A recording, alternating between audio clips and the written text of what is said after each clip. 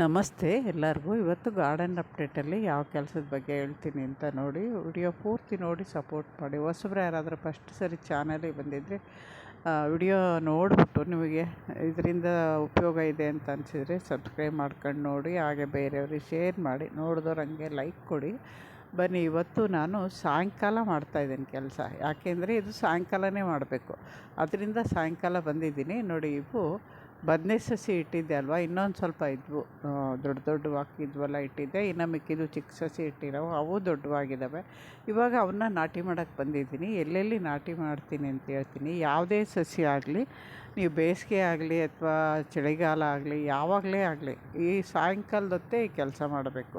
ಚಿಕ್ಕ ಚಿಕ್ಕ ಸಸಿ ಇರುತ್ತೆ, ನಾವು ಬೆಳಗ್ಗೆ ಮಾಡಿದಾಗ ಬಿಸಿಲು ಬಿದ್ದು ಆ ಬಿಸಿಲು ಆ ಗಿಡಗಳು ಹಂಗೆ ಬಾಡೋಗುತ್ತೆ, ಬರಲ್ಲ.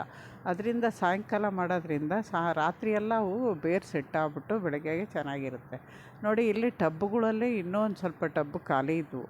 ಇಲ್ಲಿ ಆ ಟಬ್ಬಲ್ಲಿ ಇಡ್ತಾಯಿದ್ದೀನಿ. ಮೊದಲು ಒಂದು ಟಬ್ಬಲ್ಲಿ 3 ಕಡೆ ಇಟ್ಟಿದ್ದೆ. ಆ ಒಂದು ಟಬ್ಬಲ್ಲಿ 3 ಗಿಡ ಇಡ್ಬೋದು. 3 ಅಂದರೆ ಒಂದು ಕಡೆಯಿಂದ 2 ಗಿಡ ಇಡ್ಬೋದು ಒಟ್ಟೊಟ್ಟಿಗೆ. ಆ ಥರ 3 ಆ ಒಟ್ಟಿಗೆ 6 ಗಿಡ ಆಗುತ್ತೆ ಅವಾಗ ಒಂದು ಟಬ್ಬಲ್ಲಿ.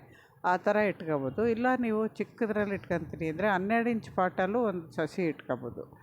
ಅದಕ್ಕಿಂತ ಜಾಸ್ತಿ ದೊಡ್ಡದು 14-16 ಇಂಚ್ ಪಾಟ್ ಹೋದರೆ 2-2, 3-3 ಇಟ್ಕೊಬೋದು. ಈ ಥರ ನೀವು ನಿಮ್ಮ ಪಾಟ್ ಸೈಜ್ ಎಷ್ಟೈತೋ ನೋಡಿ ಇಟ್ಕೊಬೋದು. ಯಾಕೆಂದರೆ ಇನ್ನು 10 ಇಂಚ್ ಪಾಟಲ್ಲೂ ಬೆಳೆಯುತ್ತೆ, ಆದರೆ ಅಷ್ಟೊಂದು ಕಾಯಿ ಚೆನ್ನಾಗಿ ಬರೋಲ್ಲ. ಈ ಥರ ನಾವು ಸೈಡಲ್ಲಿ ಇಟ್ಕೊಂಡ್ರೆ ಬೇರು ಮಧ್ಯದವರೆಗೂ ಹೋಗಿ ಎಲ್ಲ ಗಿಡಕ್ಕೂ ಬೇರು ಇಳ್ಕೊಳಕ್ಕೆ ಜಾಗ ಸಿಗುತ್ತೆ ಅಂತ ನಾನು ಸೈಡಲ್ಲಿ ಇಡ್ತೀನಿ. ಅದು ಅಲ್ಲದೆ ಇವು ಸ್ವಲ್ಪ ಕಾಯಿ ಗಿಡ ದೊಡ್ಡವಾಗ್ತಾ ಬಾಗ್ತವೆ, ಬಾಗೋಕ್ಕೂ ಸರಿ ಹೋಗುತ್ತೆ ಅಂತ ಇಟ್ಟಿದ್ದೀನಿ. ನೋಡಿ, ಅಲ್ಲಿ ನಾನು ಎಲ್ಲ ಕಡೆನೂ ಇಟ್ಟಿದ್ದೀನಿ. ಇವಾಗ ಎಷ್ಟು ಕಡೆ ಇಡ್ತೀನಿ ಅಂತ ನೋಡಿ, ಇಲ್ಲೊಂದು ಇಟ್ಟಿದ್ದೀನಿ. ಇದು ನಾನು ಇಲ್ಲಿ ಬೇರೆ ಗಿಡ ಐತೆ, ಒಂದೇ ಒಂದು ಇಟ್ಟಿದ್ದೆ ಅವತ್ತು. ಇವಾಗ ಆ ಕಡೆ ಒಂದು ಈ ಕಡೆ ಒಂದು 3 ಈ ಥರ ಇಟ್ಕೊಂಬಂದಿದ್ದೀನಿ. ನೋಡಿ, ಇದು ಫಸ್ಟ್ ಹಳೆ ಗಿಡ ಇವು. ಆಮೇಲೆ ಎಲ್ಲೆಲ್ಲಿ ಗಿಡಗಳು ಇಲ್ಲ ಬದನೆ ಗಿಡ ಅಲ್ಲಿ ನೋಡಿ ಇಡ್ತಾಯಿದ್ದೀನಿ.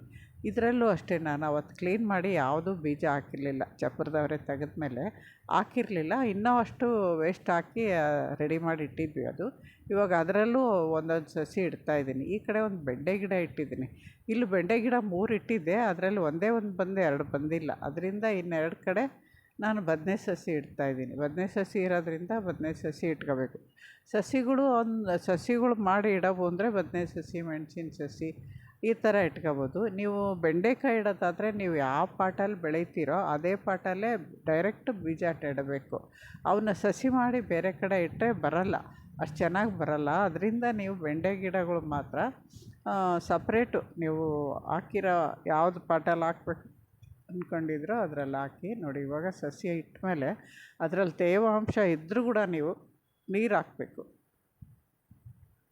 ನೀರು ಹಾಕಿ ಸ್ವಲ್ಪ ಬಿಟ್ಬಿಟ್ರೆ ಅದು ಅವಾಗ ಕಿತ್ತಿ ಬೇರೆ ಇಟ್ಟಿರ್ತೀವಲ್ವ, ನೀರು ಹಾಕಿದ್ರೆ ಸೆಟ್ಟಾಗುತ್ತೆ, ರಾತ್ರಿ ಎಲ್ಲ ಸೆಟ್ಟಾಗುತ್ತೆ. ಬೆಳಗ್ಗೆಗೆ ನಾನು ಒಂದು ಸರಿ ಅಪ್ಡೇಟ್ ಕೊಡ್ತೀನಿ ನಿಮ್ಗೆ ಯಾವ ಥರ ಇದ್ವು ಅಂತ. ನಾನು ಎಲ್ಲೆಲ್ಲಿ ಸಸಿ ಹಾಕಿದ್ದೀನೋ ನೋಡಿ, ಅಲ್ಲಲ್ಲಿ ಸ್ವಲ್ಪ ಆ ಸಸಿಗಳು ಬೇರಿಗೆ ತಾಗಬೇಕು ಅಷ್ಟು ಹಾಕ್ತೀನಿ. ಪೂರ್ತಿ ಟಬ್ಬೆಲ್ಲ ನೀರು ಹಾಕಿಲ್ಲ, ನೀವು ಗಮನಿಸ್ಕೋಬೋದು. ಆ ನೀರು ಹಾಕಿದಾಗ ನಾವು ಸಸಿ ನಾಟಿ ಮಾಡಿರ್ತೀವಲ್ಲ, ಅದ್ರ ಸುತ್ತ ಮಣ್ಣು ಒಂದು ಸ್ವಲ್ಪ ಲೂಸ್ ಆಗುತ್ತೆ. ನಾನು ನೀರು ಹಾಕಿದ್ಮೇಲೆ ಅದನ್ನು ಮತ್ತೆ ಒಂಚೂರು ಟೈಟ್ ಮಾಡಬೇಕು. ಇಲ್ಲಾಂದರೆ ಸಸಿ ಒಂದೊಂದು ಸರಿ ಗಾಳಿಗೆ ಅಥವಾ ಏನಾದ್ರು ತಗಲಿ ಬಾಗುತ್ತೆ. ಅದರಿಂದ ನೀವು ನೀರು ಹಾಕಿದ್ಮೇಲೆ ಒಂದು ಸರಿ 2 ಬೆರಳಲ್ಲಿ ಮಧ್ಯ ಸಸಿ ಇಟ್ಕೊಂಡು ಪ್ರೆಸ್ ಮಾಡಿಬಿಟ್ರೆ ಆ ಸಸಿ ಇನ್ನೂ ಗಟ್ಟಿಯಾಗಿ ಕೂತ್ಕೊಳ್ಳುತ್ತೆ. ಈ ಥರ. ಆಮೇಲೆ ನೀರು ಹಾಕೋವಾಗೂ ಅಷ್ಟೇ, ಜೋರಾಗಿ ಹಾಕ್ಬಾರ್ದು, ನಿಧಾನವಾಗೇ ಹಾಕ್ಕೋಬೇಕು. ಬೇರೆ ಗಿಡಗಳು ಅವು ಸ್ವಲ್ಪ ದೊಡ್ಡವಾಗಿ ಬೆಳೆಯೋವರೆಗೂ ಬೇರೆ ಗಿಡ ಬೆಳೆಯೋದಂಗೆ ಬೆಳಿಬೇಕು. ನೋಡಿ, ಇದು ನಾನು ಫಸ್ಟು ತೋರಿಸಿದ್ದೆ, ಅವು ಬೆಳೆದಿರೋದು 3 ಗಿಡ ಎಷ್ಟು ಚೆನ್ನಾಗಿ ಬೆಳೆದಿದ್ದಾವೆ. ಆಮೇಲೆ ಆ ಟಬ್ಬಲ್ಲಿ ನೋಡ್ಬೋದು. ಆಮೇಲೆ ಇವು ಮೆಣಸಿನ ಸಸಿ, ಇವು ಸ್ವಲ್ಪ ದೊಡ್ಡವಾಗಿರೋ ಮಾತ್ರ ಇವತ್ತು ಮೆಣಸಿನ ಸಸಿ ಕೂಡ ಇಡ್ತಾಯಿದ್ದೀನಿ ನಾನು. ಚಿಕ್ಕವು ಅದರಲ್ಲೇ ಬಿಡ್ತೀನಿ. ಇಲ್ಲಿ ನಾನು ಗ್ರೋ ಬ್ಯಾಗೆಲ್ಲ ರೆಡಿ ಮಾಡಿ ಇಟ್ಟಿದ್ದೆ ನೋಡಿ, ಅದರಲ್ಲಿ ಬೇಡದೇ ಇರೋದು ಬೀಜ ಹಾಕಿದ್ದೆ, ಬರಲಿಲ್ಲ ಅಂತ. ಇವಾಗ ಅದಕ್ಕೆ ನಾನು ಇದು 10 ಇಂಚ್ ಗ್ರೋ ಬ್ಯಾಗು, ಅದರಲ್ಲಿ ಸಾಕಾಗುತ್ತೆ ಮೆಣಸಿನ ಗಿಡ. ಇದರಲ್ಲಿ ನಾನು ಮಣ್ಣಿಂದ್ರಲ್ಲಿ ಬೇರೆ ಯಾವುದೋ ಹಾಕಿದ್ದೀನಿ, ಅದರಿಂದ ಅದಕ್ಕೆ ಹಾಕಲ್ಲ. ಬರೀ ಗ್ರೋ ಬ್ಯಾಗು ಮಾತ್ರ ನಾನು ಮೆಣಸಿನ ಸಸಿ ಇಟ್ಟಿದ್ದೀನಿ.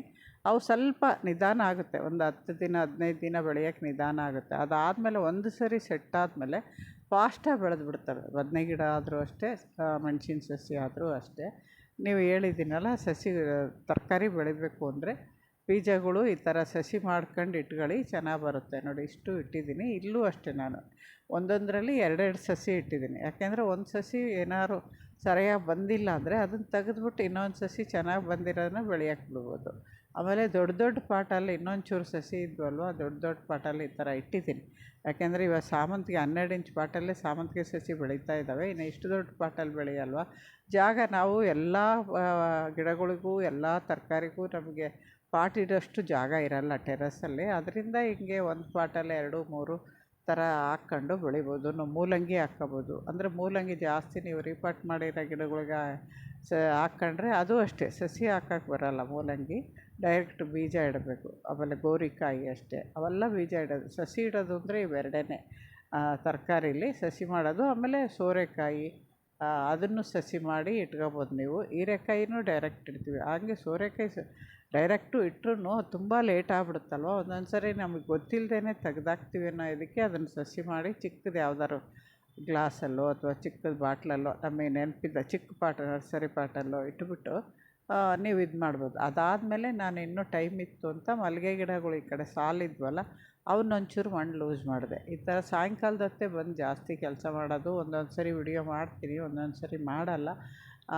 ಈ ನಡುವೆ ನನಗೆ ದಿನ ಬಿಟ್ಟು ದಿನವೇ ಹಾಕ್ತಿದ್ದೀನಿ. ಯಾಕೆಂದರೆ ದಿನ ಬಿಟ್ಟು ದಿನ ಹಾಕಿದಾಗ ಇವತ್ತು ವಿಡಿಯೋ ಹಾಕಿರ್ತೀನಿ, ತಿರ್ಗಾ ಮಾರನೇ ದಿನ ಅವರೆಲ್ಲರೂ ಕಮೆಂಟ್ ಹಾಕ್ತವ್ರು ವಿಡಿಯೋಗಳು ಎಲ್ಲವನ್ನು ಪೂರ್ತಿ ನೋಡೋಕ್ಕಾಗುತ್ತೆ ಅನ್ನೋದೊಂದು, ಅವ್ರಿಗೂ ಹೆಲ್ಪ್ ಆಗುತ್ತೆ ಅನ್ನೋ ಅದೊಂದು ಕಾರಣ. ನನಗೂ ವಿಡಿಯೋ ಟೆನ್ಷನ್ ಇರಲ್ಲ, ನಾಳೆ ವಿಡಿಯೋ ಇರಲ್ಲ ಅನ್ನೋದು. 2 ದಿನಕ್ಕೆ ಒಂದು ಸರಿ ಮಾಡಿದ್ರು ಒಳ್ಳೆಯದು ಅಂತ ಅಂದ್ಕೊಂಡು ಆ ಥರ ಮಾಡ್ತಾಯಿದ್ದೀನಿ. ಯಾಕೆಂದರೆ ನನ್ನ ವಿಡಿಯೋ ನೋಡಿ ಕಮೆಂಟ್ ಹಾಕ್ದವ್ರಿಗೆ ನಾವು ನೋಡಬೇಕಲ್ವ. ಆಮೇಲೆ ಗೋರಿಕಾಯಿ ಹಾಕಿದ್ದು ಚೆನ್ನಾಗಿ ಬಂದಿದ್ದಾವೆ. ಆದರೆ ಅವು ಸ್ವಲ್ಪ ಸರಿಯಾಗಿ ಬಂದಿಲ್ಲ, ಸಾಲಲ್ಲ ಅಂತ ಬೀಜಕ್ಕೆ ಬಿಟ್ಬಿಟ್ಟಿದ್ದೀನಿ. ಈ ಥರ ಬೀಜ ಮಾಡಿದ್ಮೇಲೆ ಅವನು ಡೈರೆಕ್ಟ್ ನಾವು ಹೊಸ್ತಾ ಬೀಜ ಆಗಿರುತ್ತಲ್ಲ ಆ ಬೀಜ ಇಟ್ಕೊಂಡ್ರೆ ಬೇಗನೆ ನಾವು ಮಾಡ್ಕೊಂಡಿರೋ ಬೀಜ ಚೆನ್ನಾಗಿ ಗಿಡಗಳು ಬೆಳೀತವೆ.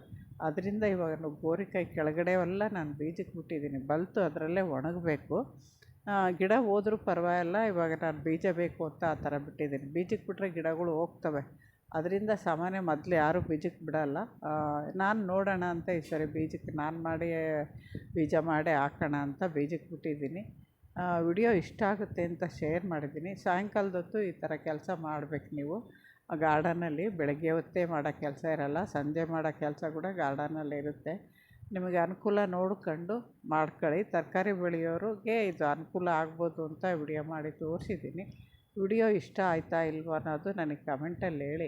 ಎಷ್ಟು ಜನ ನನ್ನ ನೋಡಿ ತರಕಾರಿ ಬೆಳೀತಾ ಇದ್ದೀರಾ ಅಂತ ಕಮೆಂಟಲ್ಲಿ ಹೇಳಿ. ಖುಷಿಯಾಗುತ್ತೆ ನನಗೆ ನೋಡಿ. ತುಂಬ ಜನ ನಿಮ್ಮನ್ನು ನೋಡಿ ನಾನು ಸಣ್ಣ ಗಾರ್ಡನ್ ಮಾಡಿದ್ದೀನಿ, ಗಿಡಗಳು ಬೆಳೆಸಿದ್ದೀನಿ ಅಂತ ಹೇಳ್ತಾರೆ. ತರಕಾರಿನೂ ಎಷ್ಟು ಜನ ಬೆಳೆಸ್ತಾ ಇದ್ದೀರಾ, ಸೊಪ್ಪು ಆಗಲಿ ಅಥವಾ ತರಕಾರಿ ಆಗಲಿ ಎಷ್ಟು ಜನ ಬೆಳೆಸ್ತಿದ್ದೀರಾ ಅನ್ನೋದು ಕಮೆಂಟಲ್ಲಿ ಹೇಳಿದ್ರೆ ಇನ್ನೂ ಖುಷಿಯಾಗುತ್ತೆ.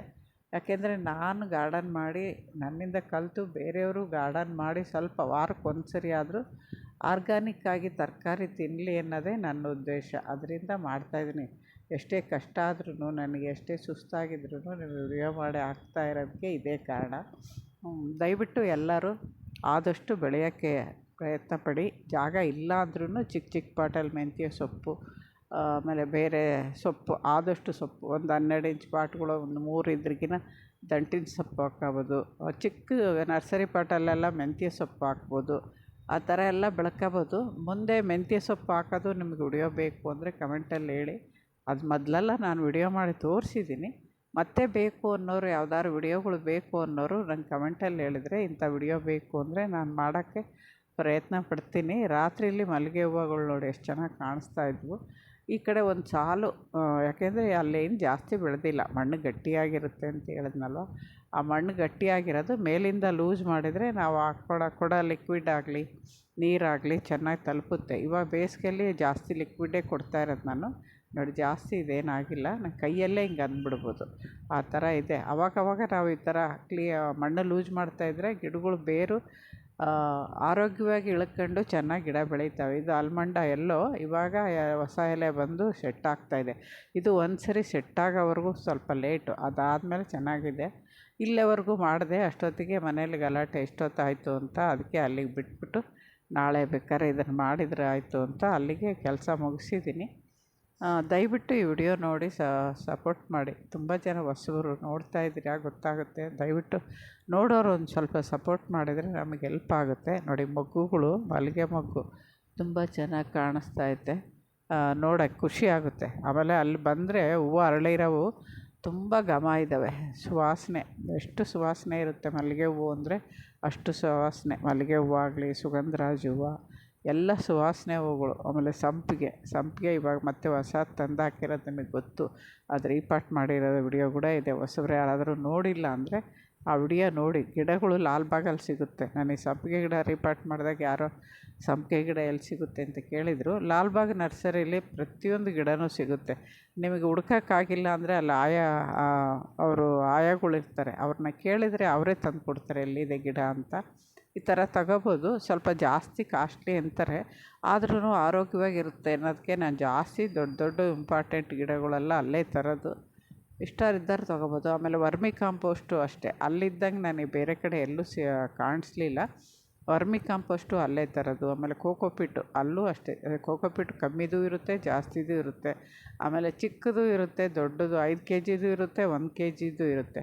ನಿಮಗೆ ಎಷ್ಟು ಬೇಕೋ ಅಷ್ಟು ತೊಗೊಂಡು ಬಿಲ್ ಹಾಕ್ಸ್ಕೊಂಬರ್ಬೋದು. ಅಂದರೆ ಅಲ್ಲೆಲ್ಲ ಏನಂದರೆ ಅವರು ಗೌರ್ಮೆಂಟಿಂದಲ್ವ, ಅವರ ಕರೆಕ್ಟಾಗಿ ಬಿಲ್ ಹಾಕಿದ್ದೆ, ನಾವೆಲ್ಲ ಬಾರ್ಗೇನೆಲ್ಲ ಮಾಡೋಕ್ಕಾಗಲ್ಲ. ನೋಡಿ ಇವೆಲ್ಲ ಕತ್ತಲಲ್ಲಿ ತೆಗೆದೆ ನಾನು. ಇದು ಎಷ್ಟು ಚೆನ್ನಾಗಿ ಇವಾಗ ಎಲೆಗಳು ಬಂದಿದೆ, ಒಂದು ಎಲೆ ಇರಲಿಲ್ಲ, ನೀವು ಹಳೆ ಹೊಡಿದ ನೋಡಿದ್ರಿ. ಆಮೇಲೆ ಕಣಗಿಲ ಗಿಡನೂ ಅಷ್ಟಲ್ಲ, ಪ್ರೂನ್ ಮಾಡಿದ್ಮೇಲೆ ಎಲ್ಲ ಚೆನ್ನಾಗಿ ಚಿಗುರಿದ್ದಾವೆ. ಉದ್ದಕ್ಕೂ ಒಂದೇ ಇದರಲ್ಲಿ ಪ್ರೂನ್ ಮಾಡಿದ್ದೀನಿ. ಒಂದರಲ್ಲಿ ಬೇಗ ಬೆಳೆದಿದ್ದಾವೆ, ಒಂದೊಂದರಲ್ಲಿ ಇನ್ನೂ ನಿಧಾನವಾಗಿ ಬೆಳೀತಾ ಇದ್ದಾವೆ. ಅದರಿಂದ ಸ್ವಲ್ಪ ಹೈಟು ಹೆಚ್ಚು ಕಮ್ಮಿ ಆಗ್ಬೋದು. ನಾನು ಪ್ರೂನ್ ಮಾಡ್ಬೇಕಾದ್ರೆ ಒಂದೇ ಹೈಟಲ್ಲಿ ಮಾಡಿದ್ದೀನಿ. ಇಲ್ಲಿ ಸಾಲಾಗಿ ಇಟ್ಟಿದ್ದೀನಿ ಕಣಗಿಲ ಗಿಡ. ಇನ್ನೂ ಹೂವು ಸ್ಟಾರ್ಟ್ ಆಗಿಲ್ಲ. ಹೂವು ಸ್ಟಾರ್ಟ್ ಆದರೆ ಅವು ನೋಡೋಕೆ ಚೆನ್ನಾಗಿರುತ್ತೆ. ನಾನು ಲೇಟ್ ಮಾಡಿದೆ, ಇಲ್ಲಾಂದಿದ್ರೆ ಇಷ್ಟೊತ್ತಿಗೆ ಸ್ಟಾರ್ಟ್ ಆಗಿರೋವು. ನೋಡಿ ಇದನ್ನು ವಾಟರ್ ಆ್ಯಪಲ್ಲು ಪ್ರೂನ್ ಮಾಡಿದ್ದೀನಿ, ಆದರೂ ಇನ್ನೂ ಹಣ್ಣು ಬಿಟ್ಟಿಲ್ಲ. ಇಲ್ಲೇ ಹಳೇದು ಇಟ್ಟಿರೋವು ಸೆಟ್ಟಾಗಿದ್ದಾವೆ. 2ರಲ್ಲಿ ಇಟ್ಟಿದ್ದೆಲ್ಲ ಮೊದಲೊಂದು ಸರಿ. ನಮಸ್ತೆ, ಇನ್ನೊಂದು ವಿಡಿಯೋದಲ್ಲಿ ಸಿಗ್ತೀವಿ.